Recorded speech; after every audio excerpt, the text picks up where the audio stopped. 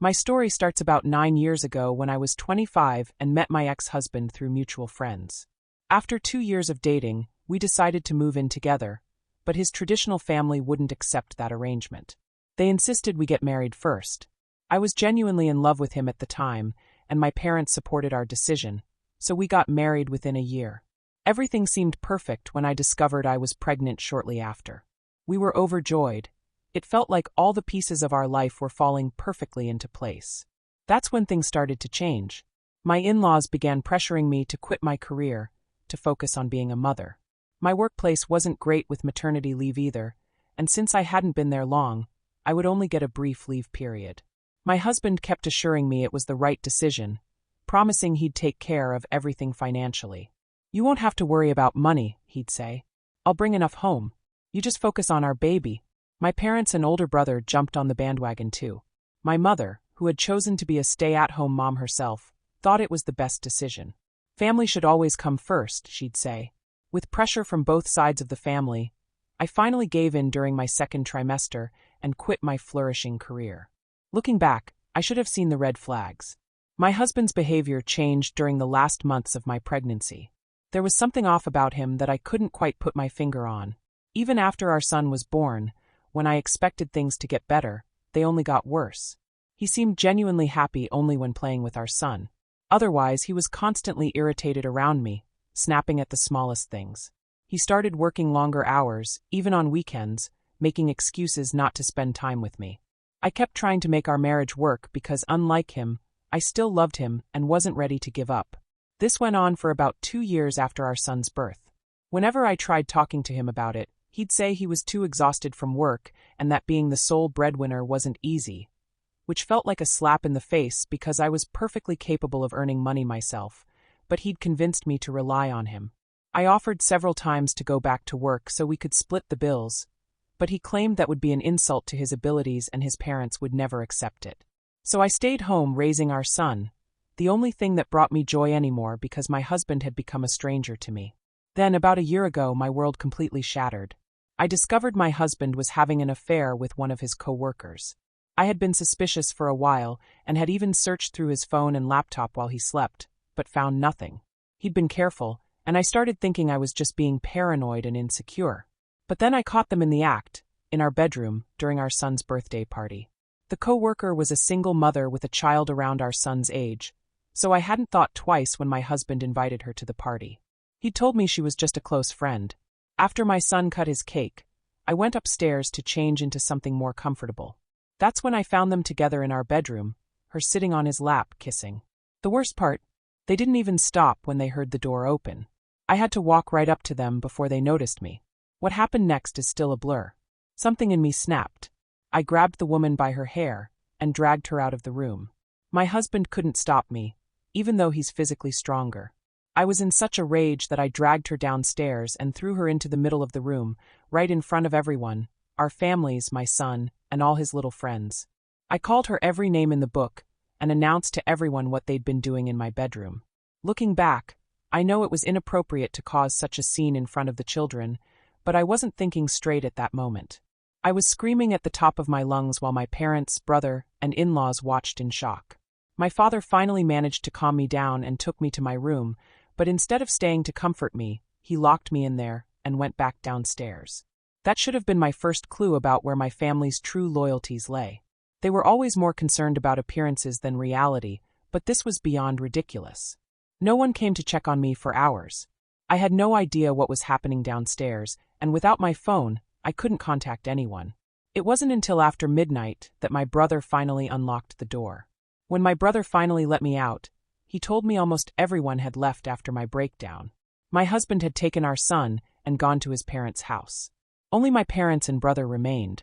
Instead of asking how I was doing, they immediately started telling me what I needed to do next. In my family, discussions always meant them telling me what to do. They said I needed to apologize to everyone for my behavior at the party.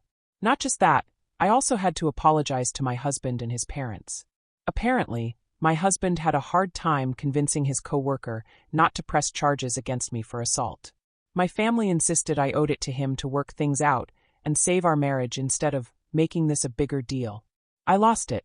I screamed at them to get out of my house. I wasn't about to let anyone stand under my roof and tell me to apologize to my cheating husband. We got into a huge fight when they threatened to cut ties with me if I didn't try to fix things with him. I told them to go ahead. I'd reached a point where I didn't care what anyone thought anymore. I was filing for divorce, with or without their approval. I called a lawyer the next day and filed for divorce less than a week after the incident. When my husband got served, he had the nerve to act surprised and disappointed. He came home the same day, demanding an explanation. When I told him I wouldn't take him back after what he'd done, we had an ugly argument where I called him every name I could think of. That's when he promised I would never see my son again. I had no idea he would actually keep that promise. The legal battle that followed was brutal. The divorce itself was surprisingly smooth since we had few shared assets. The house was mine because I'd bought it with my own money, and everything else would be auctioned off with the proceeds split between us. The only argument was about alimony. Since he'd made me quit my job, I needed money to start over. He fought against paying anything, but thankfully, I had text messages proving he'd promised to support me. The custody battle, though, that's what really destroyed me. My parents and brother stabbed me in the back for money. My husband and his lawyer played dirty, building a case to paint me as an unstable, reckless, and insane mother. They wanted to prove I was unfit to raise our son alone, so he and his parents should get full custody. I'm pretty sure my family was bought off by my in-laws who were wealthy. I couldn't think of any other reason why my own flesh and blood would turn against me. They made up stories about me being a functioning alcoholic with serious anger issues. They invented incidents where I supposedly lost my temper and endangered my son, none of which had ever happened. They needed to make me the villain, and it worked. Even my friends sided with my husband, probably because of my breakdown at the birthday party. But the worst betrayal came when my parents and brother testified against me in court. They claimed I needed rehab and intense therapy before being allowed to see my son. They even suggested my husband cheated because he was tired of dealing with my unpredictable behavior. Despite putting up a good fight with my lawyer, I couldn't win custody. The odds were stacked against me. All our hard work gathering evidence to prove I was a good mother went to waste. When the verdict came a few months ago, it was the last time I saw my son in person. I got supervised visiting privileges, but my husband never let me see him. It was pointless. My son was 4 years old, and I lived in constant fear that he'd forget me. According to the few relatives who still talked to me, my family kept seeing my son regularly. They posted pictures with him all the time, but I couldn't see him. He lived with my husband and in-laws, and it seemed like everyone but me got to spend time with him. I was living on memories of my son, trying to convince myself that at least my husband was taking good care of him. I'd recently started working at a friend's startup, but it didn't pay well. Most employees were in their early 20s working for experience. Between that and the alimony, I was barely getting by. I had plans to reapply for joint custody once I got my life in order, but then something unexpected happened. After months of silence, my parents reached out asking for help. My brother sent an email begging me to come over, saying they had something important to tell me and wanted to come clean. They were tired of keeping secrets and wanted to be part of my life again. I tried ignoring the email, but I couldn't stop thinking about how this might help me get my son back. When I went to my parents' house that evening, I expected to find them living like royalty after selling me out for my in-laws' money. Instead, they were living worse than before. The only bright spot was seeing my son. He was overjoyed to see me, which made an already interesting evening even better. My family started begging for forgiveness as soon as I walked in. They said they'd realized how badly they'd messed up, but there was no going back. Still, they wanted me to forgive them. The truth finally came out. After the divorce, when they approached my husband and in-laws about the promised money, my husband told them it wasn't happening anymore. They'd been promised good compensation for turning on me and testifying in his favor, but there was nothing in writing. My husband threatened they'd never see my son again if they told me the truth, so they kept quiet. Things got even worse for them. Not only were they forced to lie in court, but they also became free babysitters. My husband would drop our son at their house every day, and they had to watch him while giving up their own time. It was becoming impossible because my father and brother had jobs, and my aging mother couldn't handle all the housework and childcare alone. One of the men always had to work from home, which was getting harder for them. That's why they came to me with a deal.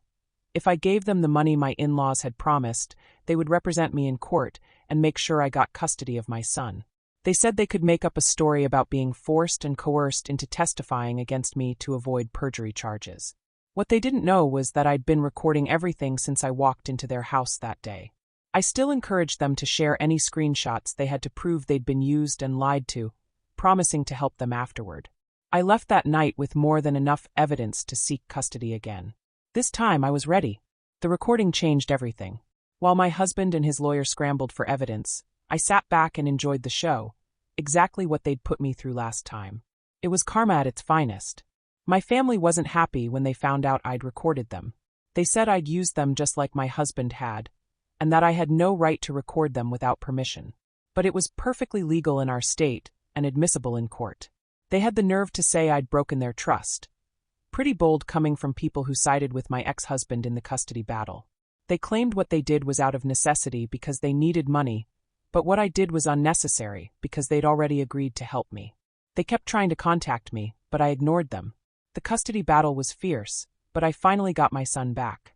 My husband, in-laws, and my family were all charged with perjury.